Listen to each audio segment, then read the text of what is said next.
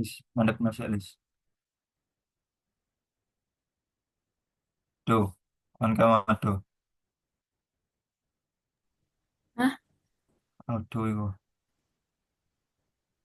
Assalamualaikum warahmatullahi wabarakatuh. Kami di sini akan menjelaskan terkait dengan tugas satu, materi satu tentang diskusi tema yaitu Undang-Undang Tindak Pidana Korupsi. Hmm, Sebelum dimulai, perkenalkan kami memperkenalkan diri dari kelompok kami. Saya Davaren Saputra dengan NIM 2021, 2021253. Lanjut. Saya Satria Chandra Hidayat, NIM 2021-258. Saya Aldo Ramadhani, ini 2021.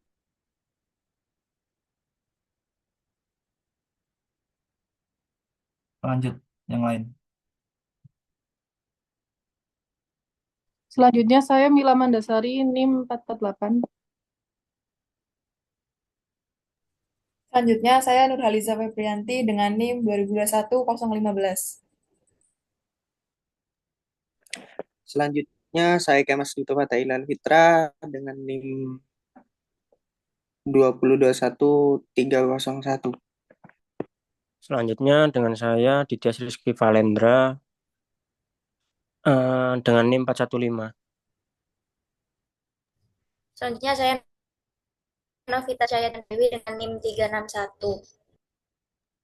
Selanjutnya Cynthia Sulaika dengan NIM 2021341.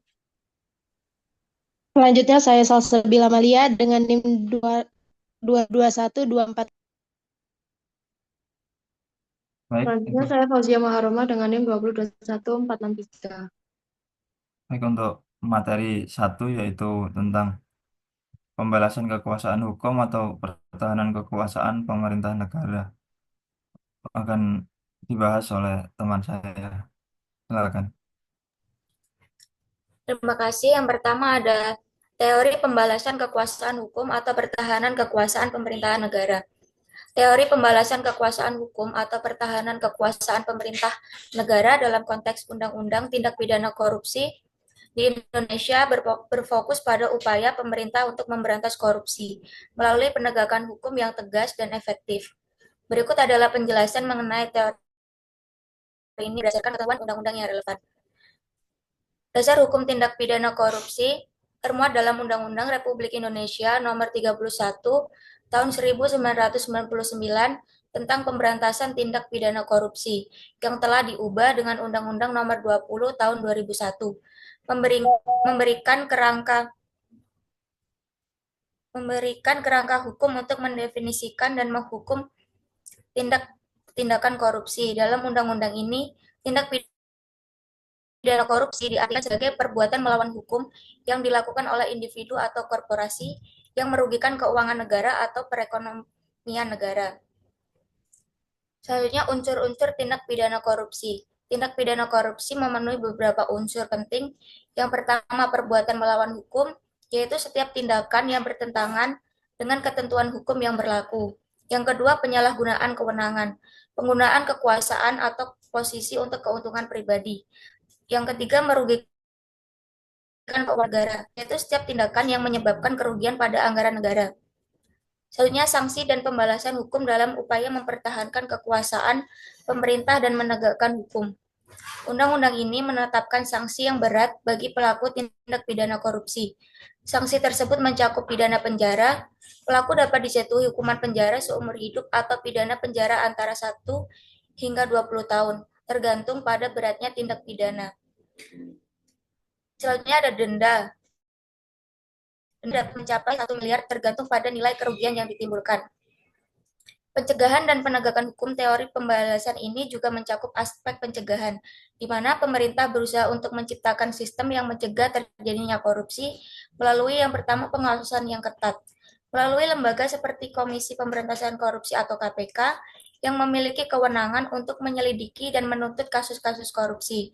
Yang kedua, perlindungan terhadap whistleblower untuk mendorong masyarakat melaporkan tindak korupsi tanpa takut akan balasan. Dari penjelasan tersebut dapat disimpulkan bahwa teori pembalasan kekuasaan hukum dalam konteks undang-undang tindak pidana korupsi menekankan pentingnya penegakan hukum yang tegas sebagai sarana untuk mempertahankan integritas negara, pemerintah, dan keuangan negara. Dengan sanksi yang berat dan sistem pencegahan yang efektif, diharapkan dapat mengurangi tingkat korupsi dan meningkatkan kepercayaan masyarakat terhadap pemerintah.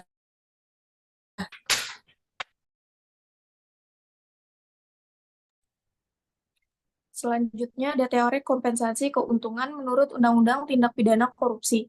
Teori kompensasi keuntungan dalam konteks Undang-Undang Tindak Pidana Korupsi di Indonesia berfokus pada pengembalian kerugian yang ditimbulkan akibat tindakan korupsi. Teori ini mengedepankan pentingnya pemulihan aset dan kerugian keuangan negara sebagai bagian dari penegakan hukum terhadap tindak pidana korupsi. Dasar hukum teori kompensasi keuntungan dalam Undang-Undang Republik Indonesia Nomor 31 Tahun 1999 tentang pemberantasan tindak pidana korupsi yang telah diubah dengan Undang-Undang Nomor 20 Tahun 2001. Terdapat ketentuan yang menekankan pentingnya pengembalian kerugian keuangan negara. Pasal 4 Undang-Undang tersebut menyatakan bahwa pengembalian kerugian keuangan negara tidak menghapuskan pidana pelaku tindak pidana korupsi. Selanjutnya, unsur-unsur dalam teori kompensasi. Teori kompensasi keuntungan mencakup beberapa unsur penting.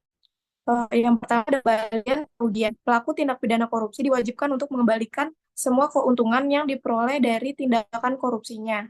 Hal ini bertujuan untuk memulihkan kondisi keuangan negara yang dirugikan. Selanjutnya ada penerapan sanksi. Meskipun pelaku mengembalikan kerugian, hal ini tidak menghapuskan sanksi pidana yang dijatuhkan. Selanjutnya, pelaku tetap dapat dijatuhi hukuman penjara atau denda sesuai ketentuan hukum yang berlaku. Selanjutnya ada teori kompensasi ada tujuan teori kompensasi. Tujuannya, penerapan teori kompensasi keuntungan keuangan negara adalah memulihkan keuangan negara dengan mengembalikan kerugian diharapkan keuangan negara dapat dipulihkan dan digunakan kembali untuk kepentingan publik.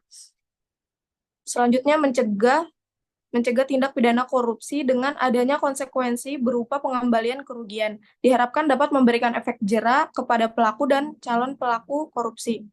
Selanjutnya, menjamin keadilan sosial. Teori ini juga berkontribusi pada upaya mewujudkan keadilan sosial dengan memastikan bahwa pelaku korupsi tidak dapat menikmati keuntungan dari tindakan ilegal mereka.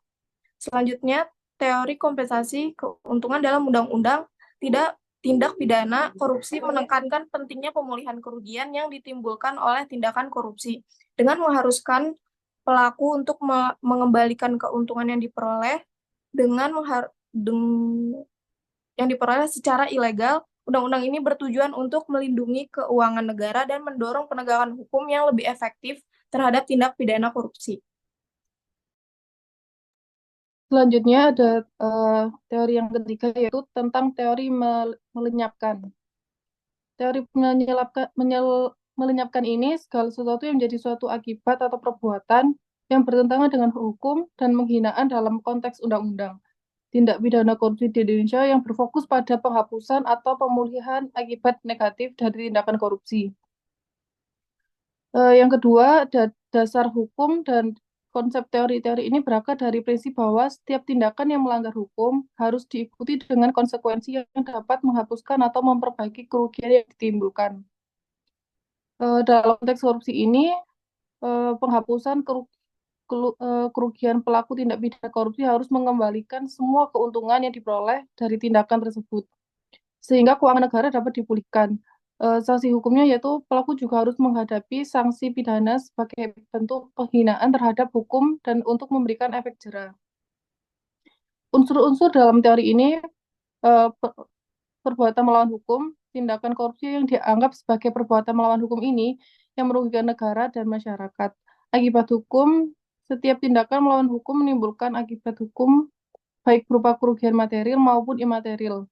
Dalam hal ini, teori ini berusaha untuk menghilangkan semua akibat tersebut. penghinaan terhadap hukum, tindakan korupsi tidak hanya merugikan keuangan negara, tapi juga penghinaan norma dan nilai-nilai hukum yang berlaku. Tujuan dari melenyapkan akibat tujuan ini dari penerapan teori ini adalah memulihkan keuangan negara, kembalikan kerugian. Diharapkan kondisi keuangan negara dapat dipulihkan, menjaga kedaulatan hukum, dampak negatif dari tindakan korupsi dan membantu menjaga integritas sistem hukum dan kepercayaan masyarakat terhadap pemerintah. Memberikan efek jera, yaitu sanksi yang dijatuhkan tidak hanya bertujuan untuk menghukum, tetapi juga untuk mencegah terulangnya perbuatan serupa di masa depan. Jadi kesimpulannya, teori melenyapkan ini adalah segala sesuatu yang menjadi akibat suatu perbuatan tentangan dengan hukum dan penghinaan dalam Undang-Undang Tindak Pidana Korupsi, menekankan pentingnya pemulihan kerugian dan penegakan sanksi sebagai respon terhadap tindakan korupsi. Teori ini berkontribusi pada upaya pemberantasan korupsi dan penegakan supremasi hukum di Indonesia. Selanjutnya ada teori pembalasan dalam menyelenggarakan persamaan hukum menurut Undang-Undang Tindak Pidana Korupsi. Yang pertama, teori pembalasan dalam menyelenggarakan persamaan hukum menurut Undang-Undang Tindak Pidana Korupsi di Indonesia berfokus pada penegakan hukum yang adil dan setara bagi semua individu yang dalam diambil terhadap pelaku korupsi tidak hanya bersifat represif, tetapi juga mencerminkan keadilan dan kesetaraan di depan hukum. Yang kedua, ada dasar hukum. Teori pembalasan ini berlandaskan pada prinsip-prinsip yang terdapat dalam Undang-Undang Republik Indonesia Nomor 31 Tahun 1999 tentang pemberantasan tindak pidana korupsi, yang telah diubah dengan Undang-Undang Nomor 20 Tahun 2001. Dalam undang-undang ini, terdapat beberapa ketentuan penting yang mendasari penerapan teori pembalasan. Yang pertama, kesetaraan di depan hukum. Setiap individu, tanpa memandang jabatan atau status, harus diperlakukan sama di hadapan hukum. Pasal 3 undang-undang ini menegaskan bahwa setiap orang yang menyalahgunakan kewenangan untuk kepentingan pribadi dapat dikenakan sanksi pidana. Yang kedua, sanksi yang tegas. Undang-undang menetapkan sanksi pidana yang berat bagi pelaku tindak pidana korupsi, termasuk pidana penjara seumur hidup atau penjara antara 1 hingga 20 tahun, serta denda yang signifikan. Selanjutnya ada tujuan teori pembalasan. Tujuan utama dari penerapan teori pembalasan dalam konteks tindak pidana korupsi yaitu menegakkan keadilan, memastikan bahwa semua pelaku korupsi tanpa kecuali menghadapi konsekuensi hukum yang setara, melindungi keuangan negara dengan memberikan sanksi yang tegas, diharapkan dapat memulihkan keuangan negara dan mencegah kerugian lebih lanjut, membangun kepercayaan publik. Penegakan hukum yang adil akan meningkatkan kepercayaan masyarakat terhadap institusi, pemerintahan, dan sistem hukum. Kesimpulan dari penjelasan di atas bahwa teori pembalasan dalam menyelenggarakan persamaan hukum menurut Undang-Undang Tindak Pidana Korupsi menekankan pentingnya penegakan hukum yang adil dan setara bagi semua individu, dengan memberikan sanksi yang tegas dan memastikan pengembalian kerugian. Undang-undang ini bertujuan untuk menciptakan sistem hukum yang efektif dalam memberantas korupsi dan menjaga integritas keuangan negara. Untuk selanjutnya yaitu pembahasan terkait dengan teori melawan kecenderungan untuk memuaskan keinginan berbuat yang bertentangan dengan kesusilaan menurut Undang-Undang Tindak Pidana Korupsi. Untuk teori ini untuk melawan kecenderungan untuk memuaskan keinginan berbuat yang bertentangan dengan kesusilaan dalam konteks Undang-Undang Tindak Pidana Korupsi di Indonesia berfokus pada upaya kecenderungan untuk pencegahan dan penegakan hukum terhadap tindak pidana korupsi yang tidak hanya merugikan keuangan negara, tetapi juga melanggar norma-norma moral dan norma etika di masyarakat. Yang kedua yaitu dasar hukum teori ini. Dasar hukum dalam teori ini yaitu Nomor 31 tahun 1999 tentang pemberantasan tindak pidana korupsi yang telah diubah dengan Undang-Undang Nomor 20 tahun 2001. Dalam undang-undang ini, tindak pidana korupsi didefinisikan sebagai perbuatan yang tidak hanya melawan hukum, tetapi juga bertentangan dengan kesusilaan dan etika politik. Tujuan dari teori ini adalah dengan menegakkan hukum, mencegah tindak pidana korupsi, dengan menegakkan hukum yang tegas, diharapkan dapat mengurangi kecenderungan individu untuk melakukan tindak pidana korupsi, menjaga integritas publik, menegakkan hukum terhadap pelaku korupsi bertujuan untuk menjaga integritas institusi pemerintah dan kepercayaan masyarakat terhadap penyelenggara negara. Dan kesimpulan dari teori ini adalah untuk melawan kecenderungan untuk memuaskan keinginan berbuat yang bertentangan dengan kesusilaan menurut Undang-Undang Tindak Pidana Korupsi menekankan pada pentingnya penegakan hukum yang tidak hanya bersifat represif, tetapi juga mendidik masyarakat tentang nilai-nilai moral dan etika. Dengan demikian, diharapkan dapat tercipta lingkungan yang bebas dari praktik korupsi dan mendorong perilaku sesuai dengan norma-norma kesusilaan. Lanjut. Selanjutnya, teori objektif, yaitu teori dalam konteks undang-undang tindak pidana korupsi di Indonesia berfokus pada unsur-unsur yang dapat dilihat dan diukur secara nyata dalam tindakan korupsi. Teori ini menekankan pentingnya aspek-aspek yang dapat dibuktikan melalui bukti fisik atau fakta yang ada, tanpa terlalu memperhatikan niat atau motivasi pelaku.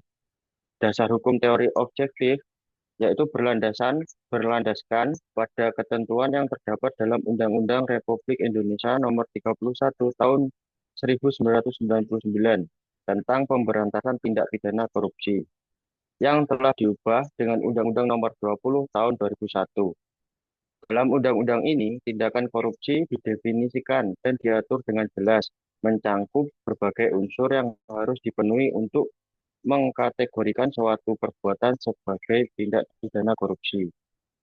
Kesimpulan dari penjelasan teori objektif tadi yaitu menekankan pentingnya unsur-unsur yang dapat dibuktikan secara nyata dalam tindakan korupsi dengan fokus pada bukti fisik dan fakta-fakta terukur. Teori ini bertujuan untuk memastikan penegakan hukum yang adil dan transparan, serta meningkatkan efektivitas pemberantasan tindak pidana korupsi di Indonesia. Saya kembalikan ke moderator. Baik, untuk kesimpulan dari pembahasan ini yaitu tentang keseluruhan dari pembahasan ini secara kombinasi dan berbagai teori ini menunjukkan bahwa penegakan hukum yang konsisten, adil dan tegas sangat penting dalam menciptakan lingkungan yang bebas dari korupsi serta menjaga integritas keuangan negara. Mungkin seperti itu dari diskusi video yang pertama dari kelompok kami dan saya tutup. Terima kasih.